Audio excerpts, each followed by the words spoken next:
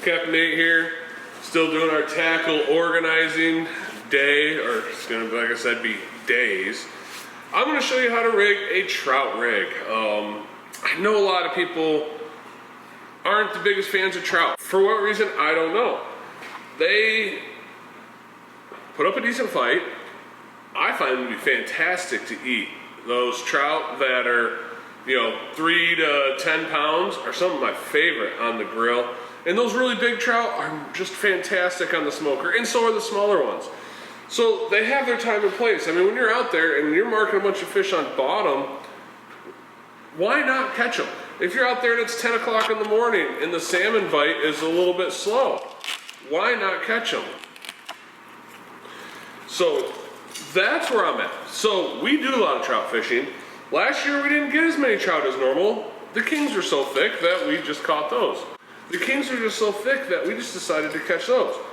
But we still end up with like 400 trout last year, something along those lines. So good, knowing how to catch them it's only going to help you catch more fish on the lake, so why not?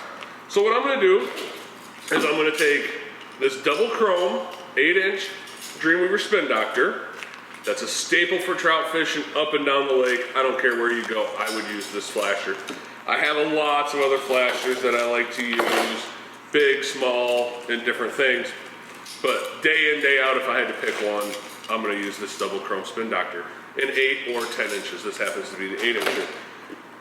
I like these Dreamweaver whirly gigs. They seem to work really well. They spin, they're a little bit more durable. A lot of guys, you squirt some scent up inside of it. I, myself, just don't mess with it. I don't really squirt a lot of scent up in it, not that it's bad. Just don't take the time to do it. I have boxes and boxes of spin and glows, other whirly gigs, colors under the sun. You go to the southern part of the lake, and guys have a tendency to use more of these crazy bright colors, your oranges and your pinks, and these types of colors. They work up by us in Whitehall too. We lean towards a lot of the silvery colors, these yellows, greens, green and yellows, these blues and yellows, these more natural colors. We have a lot of cleaner water than they do down south. So, what I'm gonna do, right here, I got 25 pounds Suffix fluorocarbon. We ran this stuff all last year and found it to be just really great line, to be honest with you. I'm not running it on the river. I'm not gonna say it's better than anybody else's, but I'd put it up against anybody else's line, personally. So again, I'm gonna take me a Dreamweaver snap spool here. I'm gonna tie my Palomar knot, which I'm sure you've seen in many of my other videos. I love it, it's easy, it's quick. Pull that in there, cinch it down good and tight. Now, everybody has a debate on leader length. I know if you go down to Grand Haven and Holland, I see a lot of those guys like really short leaders. I'm gonna say like 1.5 feet. Myself, I'm a fan of a longer leader. So I'm gonna pull out a bunch of line here. I judge a lot of my leader lengths by body parts. I don't measure them. So for me, I've got 1 nipple, 2 nipple, shoulder, elbow, hand. I myself am a fan of about 2 nipples. Now that changes based on the size of person you are. I'm 6'3" and 280 pounds, I'm a big fella. But I'm gonna say that's probably about 3 feet, give or take a little bit.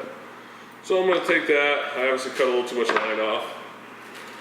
So, what I will do is I will take my whirly gig here and I am going to put a bead on first.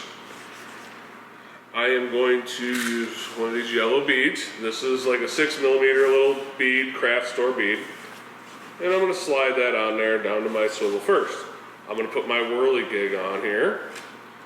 Let it slide on down. Now, you have choices from here.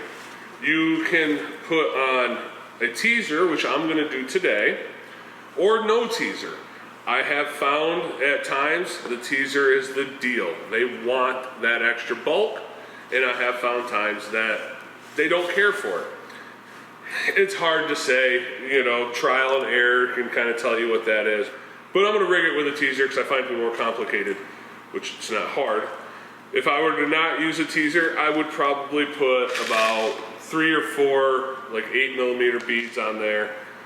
But today I'm gonna rig the teaser. So I'm gonna put 1 bead on the back side of my whirligig here because I want a space in between that and my teaser. Now I'm gonna put my teaser on. Little trick. Teaser. It's got glue in the eye. Take a hook, pop that out. I was gonna dig out another one, but now it works. So what I've got going on here is now you can see a little bead, my whirligig, another bead, and this bead here, I like the 8mm size in there, just gives it a little bit more separation. And now I am going to put a couple more beads in it. I, myself, don't mind mixing colors up.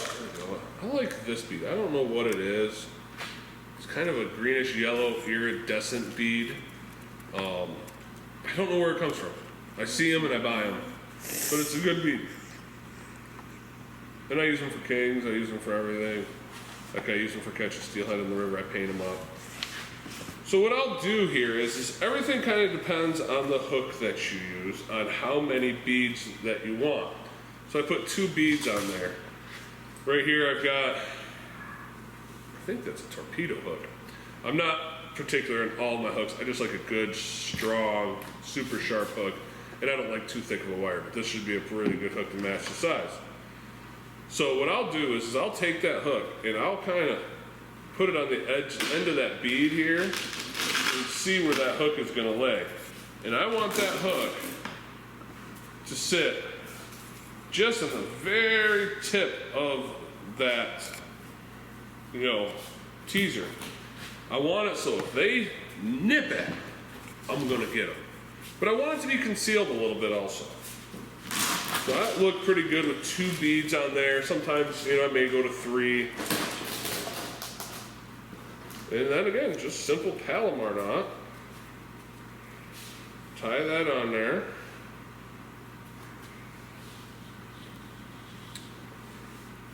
Pull that tight, trim it up. Now we have a trout rig here. As you can see, my hook is hidden in my teaser. You know, we do fish clear water. Those fish can be a little bit finicky.